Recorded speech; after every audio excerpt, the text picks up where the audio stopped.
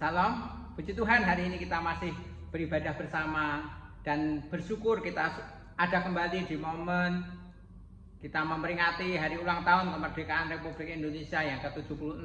Dan saya percaya kita semuanya penuh antusias, penuh semangat, rindu bahwa ada banyak hal yang dipulihkan di negeri ini. Kita akan merenungkan bagian dari kebenaran firman Tuhan pada hari ini. Siapapun kita tidak pernah menginginkan sebuah kegagalan. Kita semuanya rindu bahwa kita adalah orang-orang yang berhasil dalam tiap-tiap perencanaan kita, dalam perjalanan hidup kita, dalam perjuangan kita. Saya juga percaya bahwa kita semuanya merindukan bahwa bangsa kita juga adalah bangsa yang berhasil. Kita sudah merdeka. Tapi kita juga rindu bahwa kita akan melihat keberhasilan demi keberhasilan tercapai setelah kemerdekaan ini. Yang menjadi perenungan pada pagi hari ini adalah kita akan belajar tentang sebuah bangsa yang Allah sudah merdekakan dari perbudakan yang sangat lama, 420 tahun dijajah oleh suatu bangsa lain, dan Allah kemudian membebaskan. Untuk apa? Untuk mengalami sebuah kemerdekaan, bisa beribadah kepada Tuhan dengan bebas, bisa menyembah Allah, bisa menjadi umat pilihan Allah, dan itu kerinduan Allah. Baru kemudian mereka diberi bonus, yaitu mereka tinggal di sebuah tanah yang berlimpah dengan susu dan madunya, yang disebut sebagai tanah perjanjian.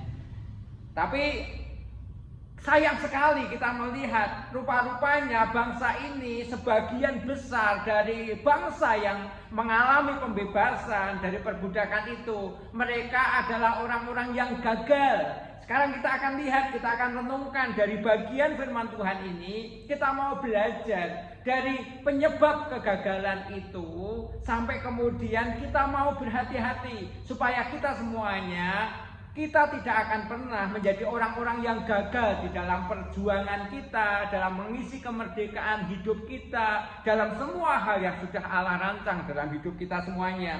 Bagian firman Tuhan saya mau membacakan dalam kitab Bilangan pasal yang ke-13 ayat 25. Demikian firman Tuhan.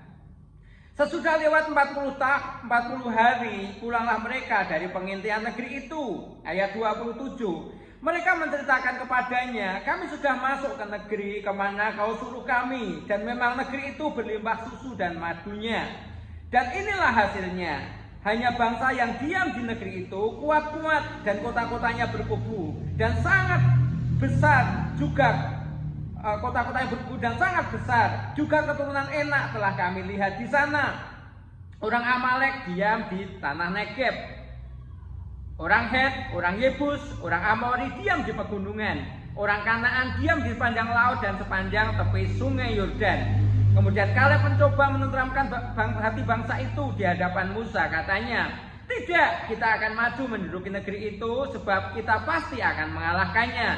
Tetapi orang-orang yang pergi ke sana bersama-sama dengan dia berkata, kita tidak dapat maju menyerang bangsa itu karena mereka lebih kuat daripada kita.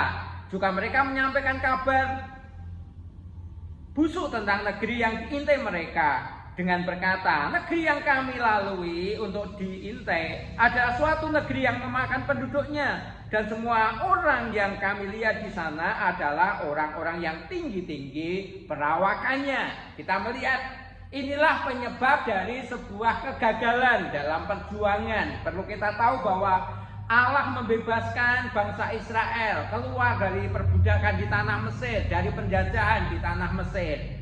Untuk apa? Untuk mereka beribadah kepada Tuhan, menjadi umat dari Tuhan, menjadi umat kesayangan Tuhan.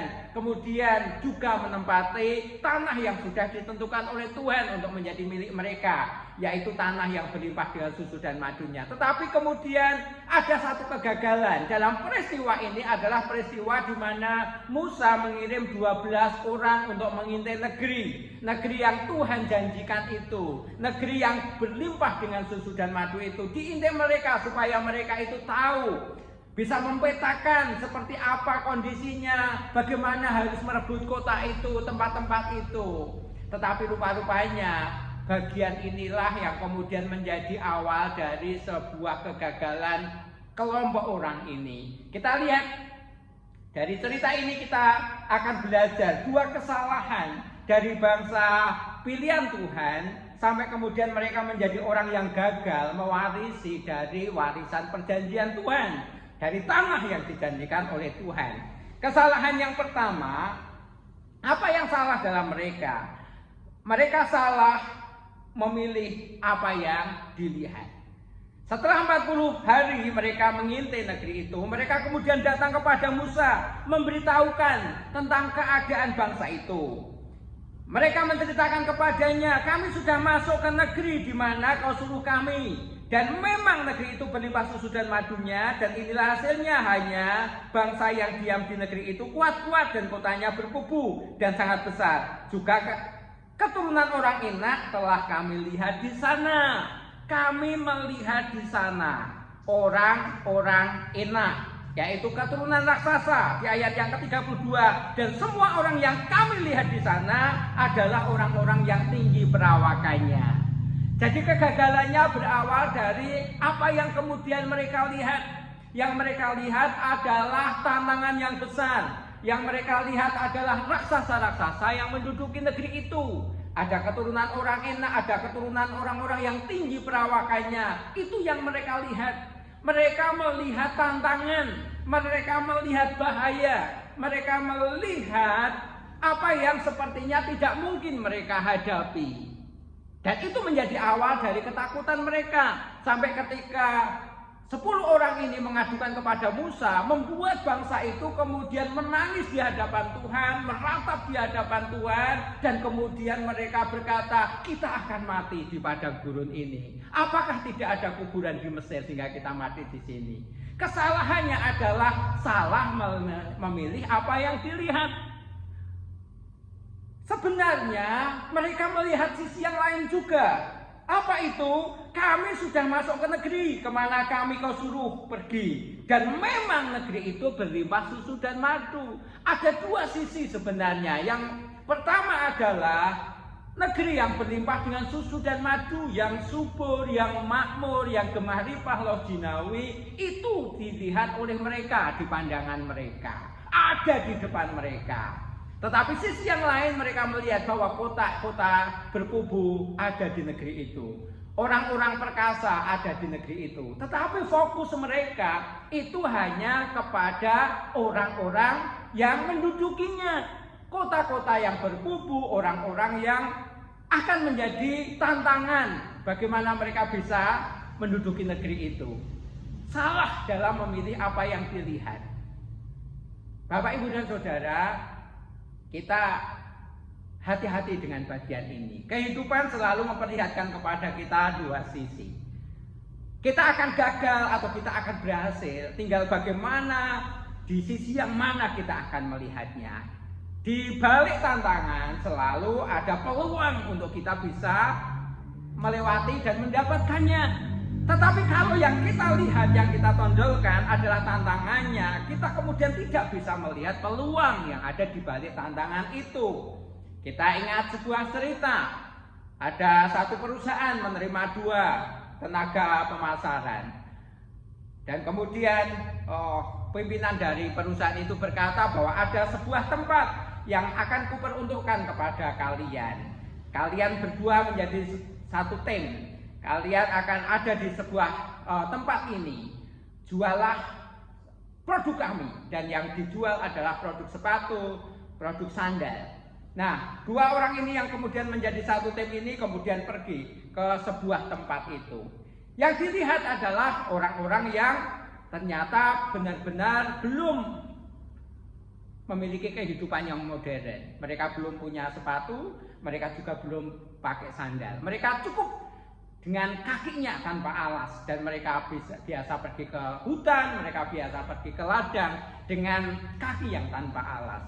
Satu orang kemudian berkata, mana mungkin kita bisa menjual sandal ataupun sepatu? Ini barang asing buat mereka. Kita tidak akan pernah bisa menjual kepada mereka karena mereka adalah orang-orang yang tidak mengenal baik sandal maupun sepatu.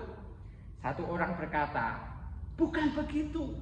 Kita akan bisa, ini adalah satu pasar yang besar. kita bisa memasarkannya. Mereka orang-orang yang belum memilikinya. Tetapi satu orang berkata, tidak, aku tidak bisa bekerja.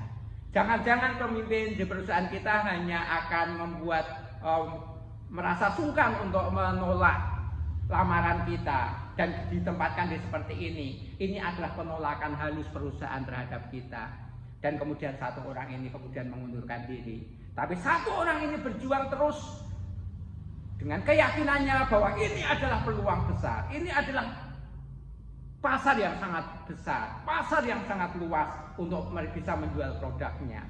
Beberapa bulan tenaga pemasaran ini memberi edukasi, manfaat sepatu, manfaat sandal, dan kemudian ternyata itu berhasil. Dalam waktu yang tidak lama, ternyata produk itu dikenal di daerah itu dan tembus pasaran yang tidak pernah didapatkan di kota-kota yang lain. Ada dua pandangan dari dua orang ini. Satu, melihat peluang. Di mana mereka belum punya sepatu, ini kesempatan, ini pasar yang luar biasa untuk bisa memasarkannya. Tetapi satu orang berkata, ini tidak mungkin. Ini tantangan yang tidak masuk akal. Bapak, Ibu, dan Saudara, kehidupan akan selalu membawa kita kepada dua sisi dari apa yang kita lihat. Kita akan melihat sisi yang mana.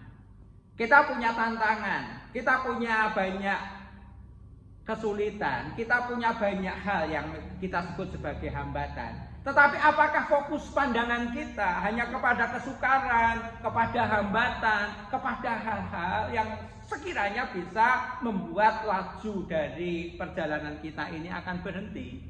Apakah kita kemudian bisa melihat peluang di balik setiap keadaan-keadaan itu?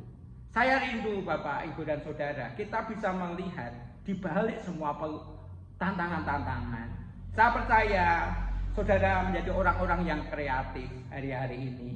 Dengan banyak keadaan yang sekarang ini terjadi, pandemi, kemudian PPKM yang menambah banyak hal yang menyulitkan. Tetapi saya percaya kita anak-anak Tuhan adalah orang-orang yang bisa melihat peluang di balik kesulitan-kesulitan itu.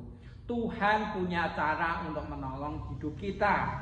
Tuhan punya 1000 jalan untuk dibukakan kepada anak-anaknya. Yang penting kita adalah orang-orang yang bisa melihat sisi yang lain, sisi yang beda. Orang lain menggerutu dengan keadaan-keadaan. Kita berdoa dan kita bertanya kepada Tuhan, peluang apakah Tuhan yang Tuhan sediakan dalam kesulitan ini?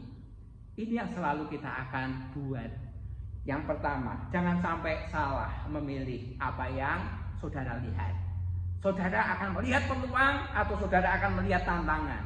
Saudara akan melihat raksasa, apa saudara akan melihat sesuatu yang besar di balik raksasa itu. Dan itu menjadi kesempatan emas untuk kita maju di dalam Tuhan. Ini yang pertama. Yang kedua, kesalahan yang kedua adalah kesalahan dari apa yang didengar. Di ayat yang kedua 32 juga mereka menyampaikan kepada orang Israel kabar busuk tentang yang diintai mereka dengan berkata, negeri yang kami telah intai, yang kami lalui untuk diintai adalah suatu negeri yang memakan penduduknya. Rupa-rupanya untuk membuat sebuah pembenaran, 10 orang yang mengintai itu kemudian membumbui berita itu dengan berita-berita yang semakin dilebih-lebihkan. Berita bahwa kota itu berkubu, kita tidak mungkin bisa memasukinya, itu sudah cukup membuat mereka, bangsa ini gentar. Dibumbui dengan berkata bahwa mereka adalah keturunan raksasa. Yang kami lihat adalah orang-orang yang tinggi perawakannya, keturunan orang-orang raksasa dari orang enak yang menduduki negeri itu. Dibumbui dengan mereka adalah orang-orang yang memakan penduduknya. Nah, sebenarnya tidak pernah ada kebenaran dari bagian apa yang mereka ceritakan. Tetapi apa yang mereka beritakan menjadi kabar busuk yang bisa membuat mereka kemudian gentar hati. Cukup untuk membuat mereka itu ketakutan dan kemudian mereka itu cemas. Yang mereka dengar, kabar busuk, hoax yang dibuat oleh 10 pengintai ini ternyata cukup untuk menggentarkan mereka. Bapak, Ibu, dan Saudara, hati-hati dengan yang namanya kabar busuk, hoax. Hati-hati. Itu bisa membuat kita itu menjadi orang yang cemas, membuat kita ini menjadi orang yang takut.